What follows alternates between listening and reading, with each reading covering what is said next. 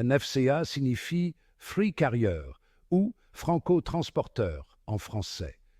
C'est un incoterme utilisé dans le monde entier. Le FCA clarifie les responsabilités de chacun dans le commerce international. Il définit les rôles du vendeur et de l'acheteur. Le FCA précise également le moment où la responsabilité des marchandises est transférée.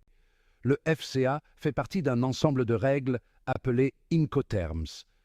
Ces règles ont été créées par la Chambre de commerce internationale. Les Incoterms permettent d'éviter les malentendus dans le commerce international. L'utilisation du FCA aide les entreprises à éviter des erreurs coûteuses.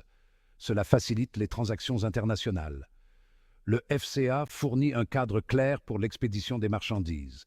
Le FCA fonctionne pour tous les types de transports. Cela inclut les camions, les navires et les avions. Cette flexibilité en fait un choix populaire pour les entreprises. Avec le FCA, le vendeur a des obligations spécifiques. Il doit préparer les marchandises pour l'exportation. Cela comprend l'emballage et l'étiquetage correct. Le vendeur est responsable de la livraison des marchandises à un lieu convenu. Il peut s'agir d'un port, d'un entrepôt ou d'une plateforme logistique. C'est au vendeur de dédouaner les marchandises pour l'exportation. Cela implique de s'occuper des documents douaniers et des éventuels frais d'exportation. Une fois les marchandises chargées sur le moyen de transport principal, le travail du vendeur est terminé. Le risque ainsi que le coût sont alors transférés à l'acheteur. L'acheteur a également des responsabilités clés dans le cadre du FCA. Il doit organiser le transport principal. Cela signifie qu'il doit contracter un transporteur et payer le fret.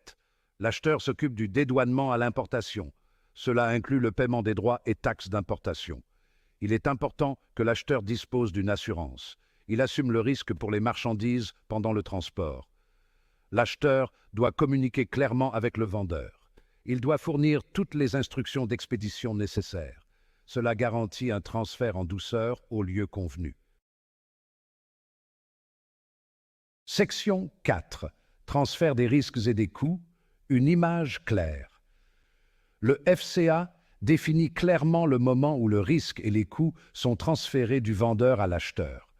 Cela se produit au lieu de livraison convenue.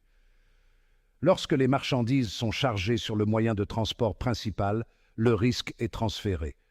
Cela signifie que l'acheteur est responsable de toute perte ou dommage à partir de ce moment. Le FCA clarifie la répartition des coûts. Le vendeur prend en charge les frais jusqu'au point de livraison. L'acheteur paie le transport principal et les frais suivants. C'est cette répartition claire des responsabilités qui rend le FCA si utile. Il minimise les litiges et garantit une transaction équitable. Section 5.